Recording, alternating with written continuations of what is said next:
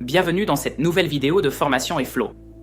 Aujourd'hui, nous allons faire plusieurs cas pratiques afin d'illustrer concrètement les possibilités offertes par les rôles d'utilisateur. Nous allons voir comment personnaliser les droits d'accès pour un utilisateur et comment ajuster ses permissions en fonction des besoins de l'organisation. Commençons par nous connecter avec le compte de John Williams, qui a les rôles portail uniquement et ressources humaines. À ce stade, John aura accès uniquement au portail. Grâce à la règle de cumul des rôles, vue dans la leçon précédente, il peut accéder à tous les processus publiés, lire leur documentation, télécharger les fichiers joints et laisser des commentaires. Vérifions cela. L'interface affiche tous les processus disponibles.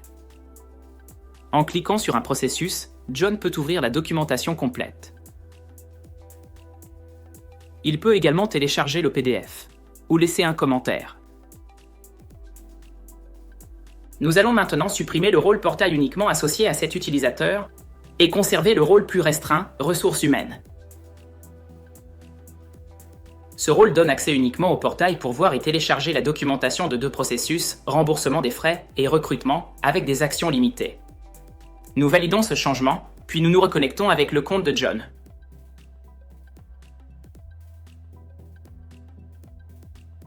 Maintenant, il ne peut voir que ces deux processus de ressources humaines. Il peut accéder à leur documentation et télécharger les pièces jointes, mais il ne peut plus laisser de commentaires. Cela confirme que les autorisations associées au rôle ont été correctement appliquées. Même si nous souhaitons restreindre l'accès de John, il peut être utile qu'il conserve une vue d'ensemble de l'organisation de l'entreprise. Pour cela, nous allons lui accorder l'accès au paysage de processus utilisé comme page d'accueil du portail sans modifier ses droits sur les autres processus. Nous modifions le rôle ressources humaines et activons l'accès au paysage de processus Mon entreprise.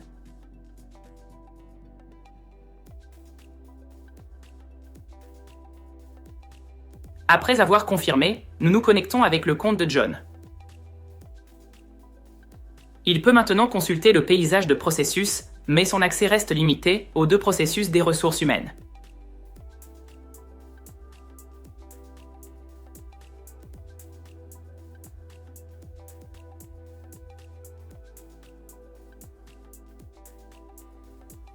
S'il clique sur un autre élément, il n'est pas redirigé vers sa documentation.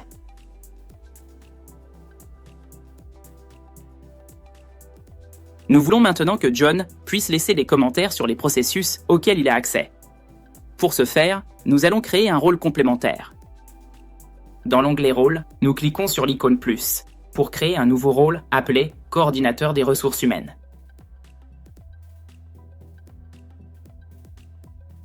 Nous définissons un accès uniquement au portail et donnons la permission de rédiger des commentaires sur les deux processus des ressources humaines, remboursement des frais et recrutement. Nous n'avons pas besoin d'autoriser l'affichage ou le téléchargement de ces deux processus, car ces droits sont déjà accordés par le rôle principal.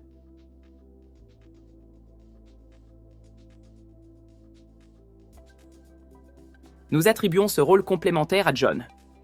Nous accédons de nouveau à son compte. Il peut maintenant écrire des commentaires sur les deux processus concernés.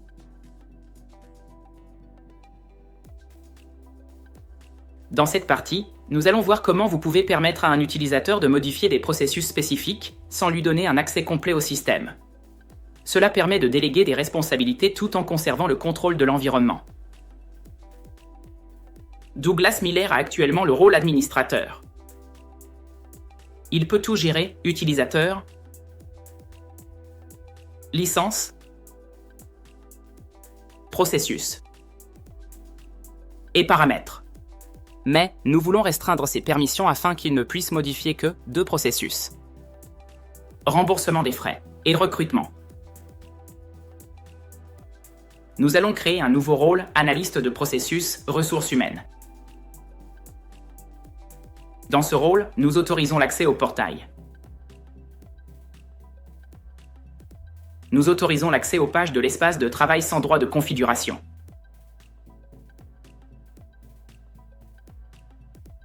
Nous n'activons pas les options « Autoriser l'édition de tous les processus » et « Autoriser la création de processus ».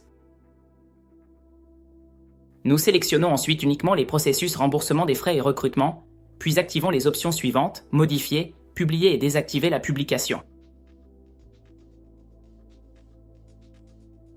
Nous supprimons son rôle administrateur et lui attribuons ce nouveau rôle.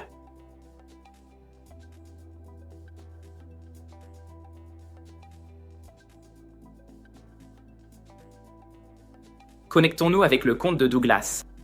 Les écrans de gestion de l'environnement ne sont plus accessibles. La création de nouveaux processus est désactivée.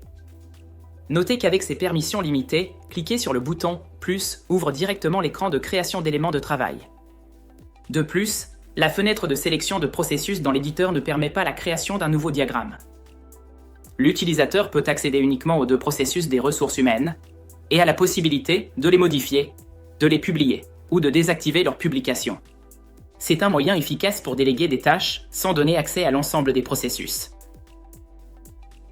Dans cette partie, nous allons vous présenter la notion de propriétaire d'environnement qui permet d'assurer un accès sécurisé et continu à votre environnement. Chaque environnement a un propriétaire par défaut, généralement l'utilisateur qui l'a créé. Ce propriétaire ne peut pas être supprimé de l'environnement afin de garantir qu'au moins un utilisateur dispose toujours d'un accès. Si le propriétaire quitte votre entreprise, vous pouvez demander un transfert en contactant notre équipe de support et en fournissant les deux informations, l'adresse email du nouvel administrateur souhaité et l'ID de l'environnement. Merci d'avoir suivi ce cours consacré aux études de cas sur les rôles d'utilisateurs dans Airflow. Comme vous l'avez vu, il est possible de gérer les accès et les permissions avec précision en combinant les rôles ou en définissant des configurations d'accès personnalisées. Ce cours marque également la fin de notre formation. Nous espérons que ce cours vous a aidé à tirer pleinement parti de la plateforme et à organiser votre environnement selon vos besoins. Si vous souhaitez souscrire à l'un de nos plans, vous pouvez consulter nos offres sur notre site web.